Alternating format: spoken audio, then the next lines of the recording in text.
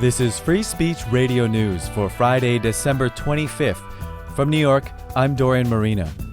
In most places around India, Maoists are an underground hit-and-run force. But in central India's Bastar forests, they're well entrenched.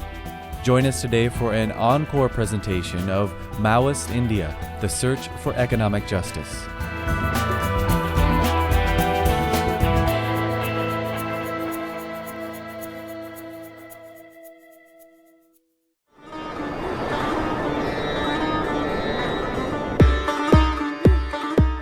2009 witnessed a series of attacks by Indian Maoists on state security forces. And now India's central government is hitting back with a counter-insurgency operation known in the media as Operation Green Hunt. The official anti-Maoist campaign includes the deployment of some 75,000 police and paramilitary forces across a swath of territory known as the Red Corridor. Human rights activists fear the operation will largely target the indigenous rural poor who live in mineral-rich areas, and that it could resemble the Scorched Earth campaign used by the Sri Lankan military to defeat the Tamil Tiger rebels. In 2006, FSRN's Vinod K. Jose traveled to the base areas of the Maoist rebels in central India. Today, we bring you an encore presentation of the documentary Maoist India, the Search for Economic Justice.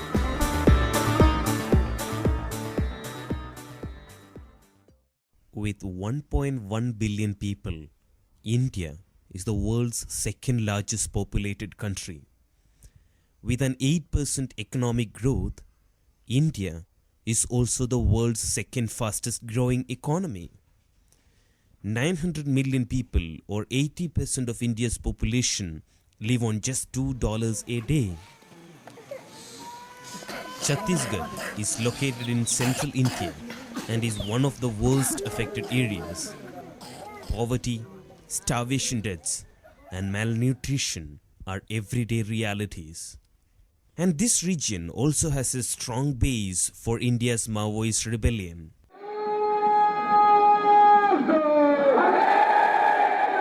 A long call. Thousands assemble for the mass Maoist rallies. Maoists are growing in popularity.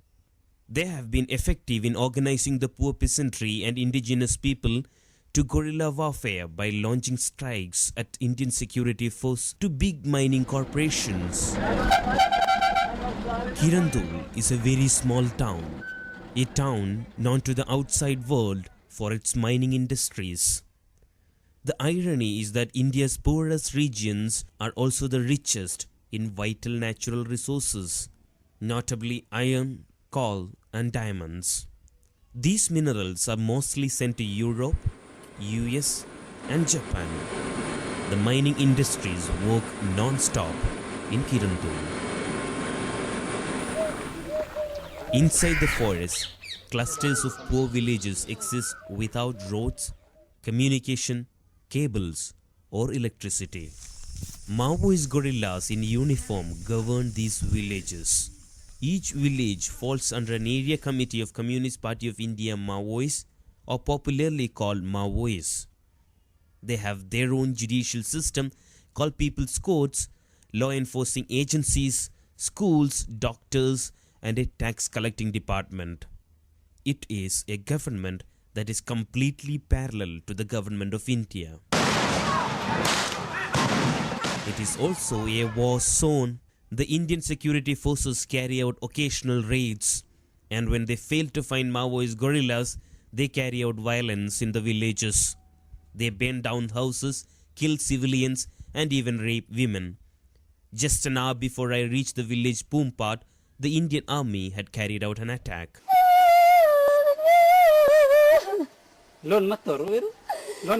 Malli's husband, Budru, was killed an hour ago in front of her. She also witnessed her home set on fire.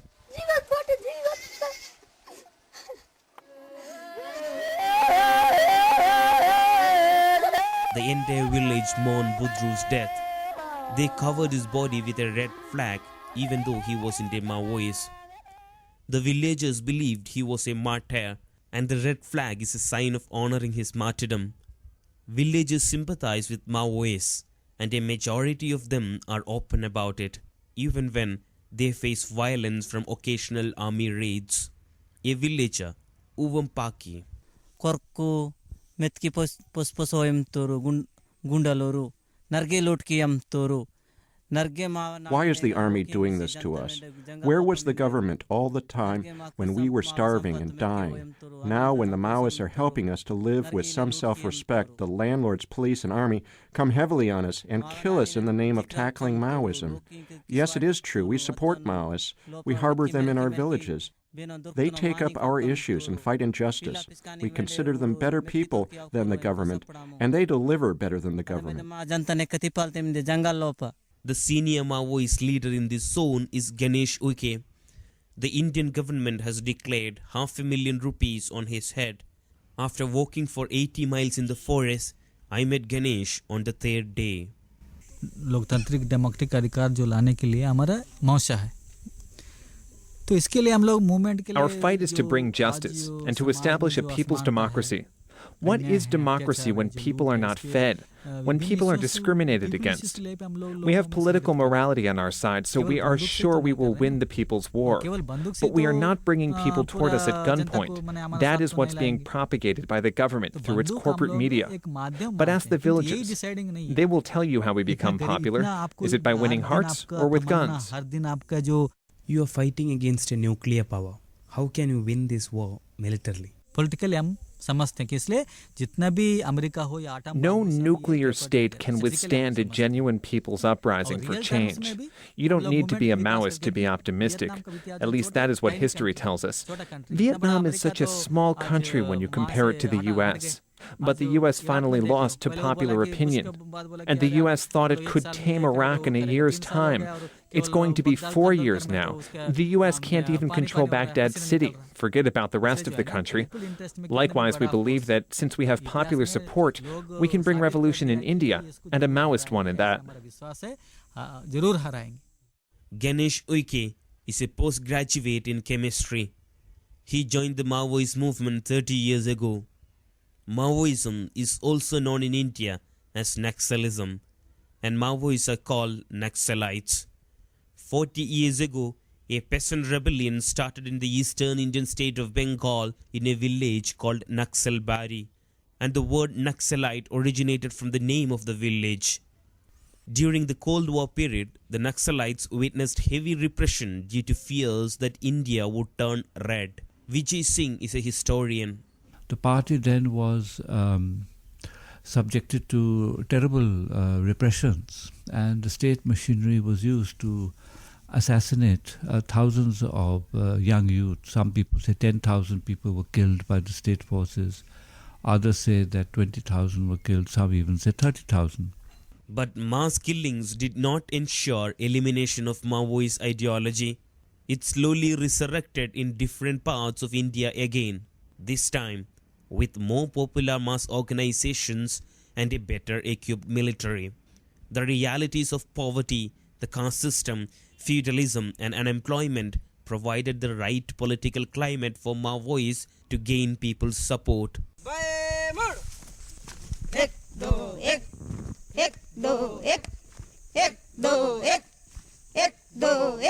According to last year's government estimates, the People's Guerrilla Army consists of over 15,000 trained men and women with another 40,000 strong People's Militia. And the Maoists have a presence in 200 of India's 602 districts, a red corridor down a swathe of central India from the border with Nepal in the Himalayas to the southern state at the Indian Ocean, Karnataka. And this covers close to a third of India's landmass. Hariram is the commander of a local guerrilla squad or LGS, which consists of 100 villages. Militarily, we are growing like never before. Some 20 years ago, we did not have enough locals in the guerrilla squad. Now more and more people say they wanted to join the guerrilla squad. The demand from the youth in the villages is overwhelming. We divert them to mass organization work. Our aim is not to build a strong army alone. Our aim is also to build democratic societies wherever we function.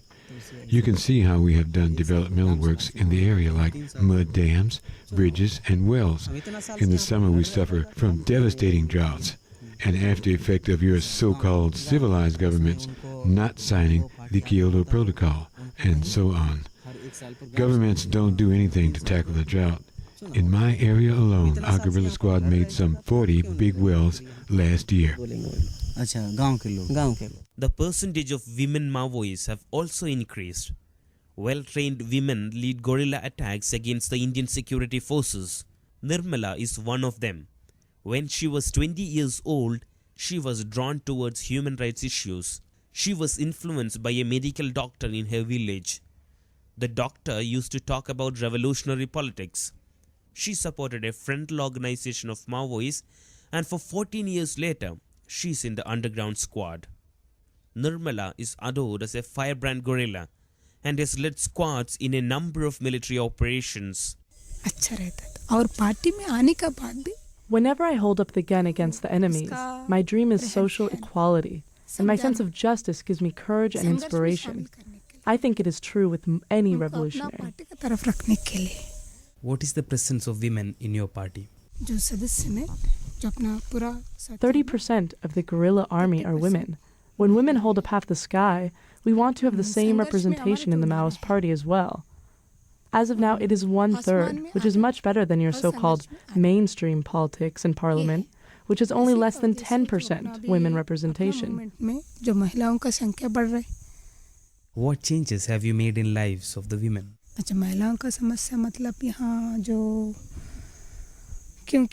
The forceful marriage was the first issue that we started with. The traditional arranged marriages are against womanhood. Most of the time, women are handed over from one home to another, like objects. It was the Maoist women wing who took up the issue first. We started as a house-to-house campaign, and soon it became a movement. Now we don't have any forced marriages in our area. The second issue we took up was violence against women. Then equal wages. Women never used to get equal wages as men. Now they get equal wages. Then we concentrated on education, which can provide empowerment. The Israeli army confirmed an operation was underway. India has asked its 12,000 nationals in Lebanon to be ready to move out of the war. The most popular media among the Maoists are radio. None of them miss the bulletins in the local language of All India Radio, the state-owned radio, and the only radio service in India. Each guerrilla has one radio set in their knapsack. During my interview with senior leader Ganesh Uke, he quickly realized it was time for the evening news. Majority of the airtime is dominated by Maoists. Today's news was on a guerrilla action Maoists carried out 100 miles from here at a security force post, and how they took away with them weapons and ammunitions. The radio said more than 800 Maoists took part in the operation. The state-owned radio then carried reactions from all mainstream political parties, which consider the Maoists terrorists. Ganesh Uke.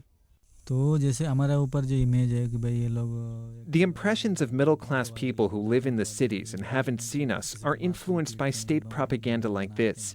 They think we're extremists or terrorists. If we were terrorists, do you think hundreds of people would have come with us even in a small operation like raiding a security post? Believe me, thousands are ready to join the guerrillas to do bigger actions than that. Why are people motivated? Because they believe in it. It is a genuine people's uprising. If you want to call it terrorism, you do it, but you are ignoring the issues we raise. One of the issues the Maoists raise in this area is mining. Extraction of natural resources bid enormous revenue for the corporations. But for the local community, they continue to live in poor conditions and are facing different health hazards. This river used to have a name, but the new generation has forgotten the old name. Because in their lifetime, they haven't seen the river in any other color than thick red, and they call it Red River. The waste from the mining areas are dumped in this river, giving it a red color. Now the villagers have to travel miles to get water from wells. Dr. Binayak Sen is with the People's Union of Civil Liberties or PUCL of a nearby town. The people of Bastar have not benefited one iota from all the mineral exploitation that has gone on since the last 50 years. But the people have remained, the poverty of the people has remained where it was. So now the people are saying that they want a different exploitation regime in which the genuine interests of the people are kept foremost, and they are refused to be exploited in this way anymore. Mining companies are growing big. Television channels declared India was soon going to be a world power. But Booker-winning writers like Arundhati Roy are worried what would happen to the working poor. The number of farmers' suicides crossed about 30,000, and that too, in that number, women are not counted because they are not farmers, because they have no land in their names, and of course this kind of, these huge numbers of suicide are only the tip of the iceberg of what is an agricultural economy that's being garroted. You know that there are millions of people living in a rural economy, and not a corporate rural economy, a community-based, small, broken, subsistence rural economy. These people who want India to be a world power want to eliminate the poor. They would like the suicide rate to increase. So us bleating about it isn't going to help very much, The ruthlessness of that is something we have to face, because all of us are always arguing to some sort of utopian, kind humanitarian court, but that doesn't exist. There are people who are saying, well, too bad, So what will happen? On what basis will we become... I don't know, will India become a superpower? How is it going to drag this mass of poor people along to the global high table? I don't know. Poverty is rampant in this mineral-rich area. This household has not had anything to eat for the entire day. It is already 4 p.m. Senior Maoist leader Ganesh Uike is very clear who his enemies are. The government, they're not democratic. They protect people who loot resources and call them businessmen. They bring foreign predatory capital and call it investments. They pass legislation which facilitates the looting and call it reforms. We cannot accept a state which is anti-people. Maoists have a new problem to tackle now. A section of civilians are fielded against them. Villages closer to the landlords and police informers are taken in custody by the security forces, recruited as special police officers or SPOs, and given training to fight the Maoists. Often they fall short of encountering Maoists face to face, but attack the villagers who support the Maoists. They burn down villages and farms to make Maoists unpopular. Civil liberty activists estimates in the first half of this year alone, over 300 villagers are killed by the counter-Maoist insurgents called Salwa Judum. Nukku Badri's house was burned by Salwa Judum. The Salwa Judum gangs do not come alone. They are accompanied by hundreds of army men. In fact, the Salwa Judum men are fielded as human shields in front of the security forces. They come and destroy everything. Their intention is to terrorize us. They come and kill point blank if they get a hold of us. So when we hear them climbing down the hills, we run away to the deep forest. We stay there until the army and Salwa Judum go back. In frustration of not being able to kill any of us, they burn down our houses and crops. According to a Koya tribal myth, Tuldokri, a god they worship, ran away from Pumpad village because there were plenty of mosquitoes, and there were deadly mosquitoes that took away people's lives. Now these followers are running away in fear of life from Salwa Judum and Indian security forces. And when they find their villages is burned down entirely, work begins to build an entirely new village. Cutting trees and building single-room sheds, that is home for them.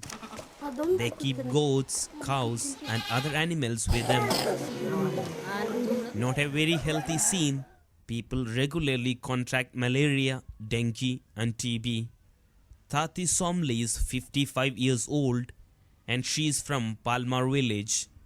Her daughter was raped and killed 2 months ago by Salva Judum insurgents. Salwa Judum and security forces raided our village. One day in the dark, all of us ran scared into the forest.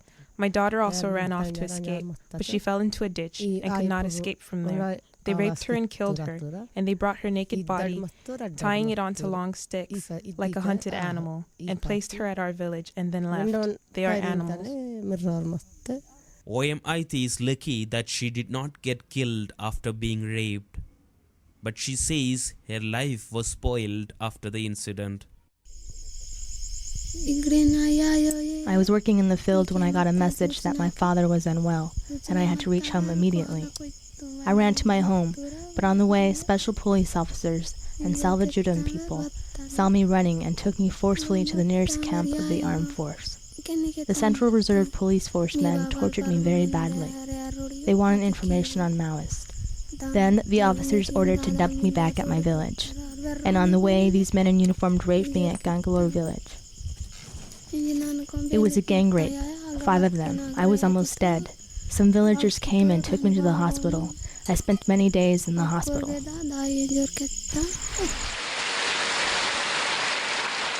It rained non-stop for the next 2 days. The river overflowed and causing floods in some of the villages. People were happy to receive good rain. It was also the beginning of a new agricultural cycle. Bulls plow the land. Wooden blades tied between the shoulders of 2 bulls are pressed on the soil, and this prepares the land to sow rice. Civil liberties activists think the government is doing something terribly wrong in their attempt to destroy the popularity of Maoists. The violent repression of villagers shows how cruel the state can be to their citizens. State violence can only help Maoists gain acceptance among the people. Nandita Haksar is a senior Supreme Court lawyer and civil liberties activist. She thinks the demands of Maoists are democratic and the state should not use violence. Their demands are basically enforcement of minimum wages, statutory minimum wages, and they are demands which are really part of the Constitution of India. They are not enforceable demands, but they are part of what are called the directive principles of state policy. So the question is, why do we need a militant movement to enforce legal rights of people or to enforce citizenship rights of people? So obviously there is something lacking in it, and it is a question of all political democracy.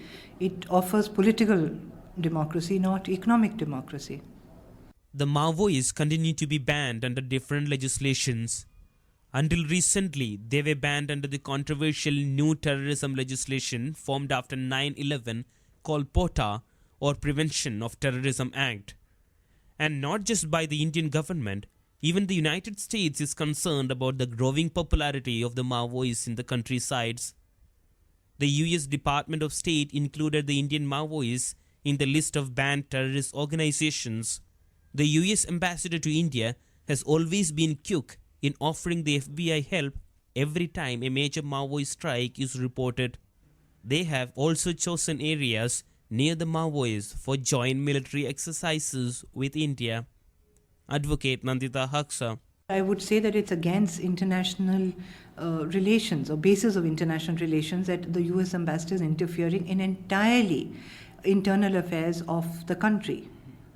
On the other hand, the US has been promoting such economic policies and encouraging WTO to impose unfair terms of trade, which has led to large-scale poverty. So this is the problem, that they do not see the basis of such movements, and they have used the war against terror to actually call any dissent and political movements terrorists in their attempt to build up a so-called enemy called the global terrorism. Maoists are best at using folk songs to communicate with the villagers. Even in the age of television and movies, folk theatre has a convincing presence in rural India.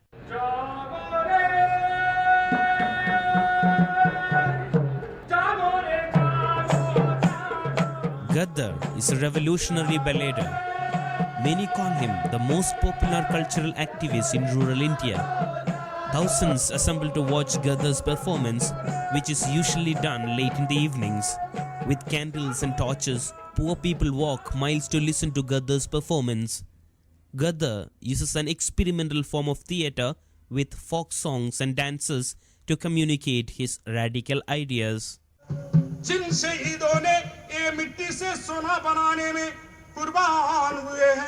Salute to the martyrs who died fighting for our minimum wages. Salute to the radicals who dreamt of a revolutionary world. The battle is not yet complete. It is left on us to fight for an egalitarian world. The private army of the landlords tried to kill Gaddar. He still has 4 bullets stuck inside his spinal cord, which are unable to be removed. He is 65, but still sings and dances in the villages. Like any left organization in the Third World, the Indian Maoists have a strong anti-American stance. They identify corporate aggression, WTO policies, World Bank conditions, and unemployment to the economic policies promoted by the US administration. Gaddar sings it.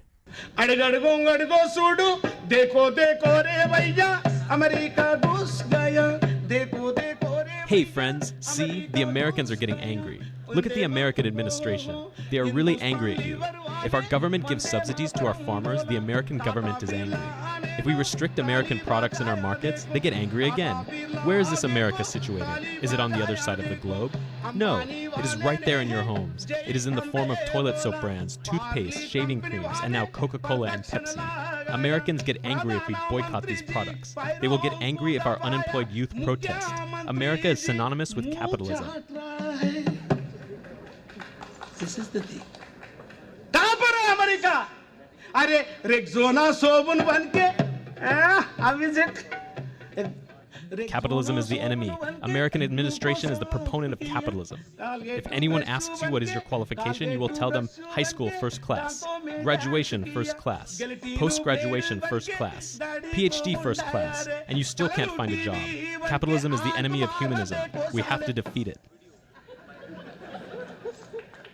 From the forests and countrysides to university campuses, Maoism is growing in India. Even if we don't see a Maoist takeover in the immediate future, the Indian countrysides are sending a strong message to the world that the people are really unhappy and agitated. For FSRN, from the central and eastern Indian states, this is Vinod K. Jose.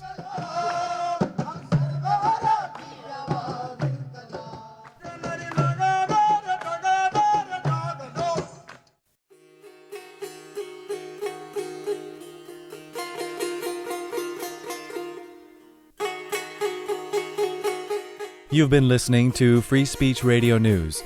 You can hear this and other exclusive documentaries by visiting our website, fsrn.org. Join us next week on Monday for our regular newscast. Thanks for listening. In New York, I'm Dorian Marina.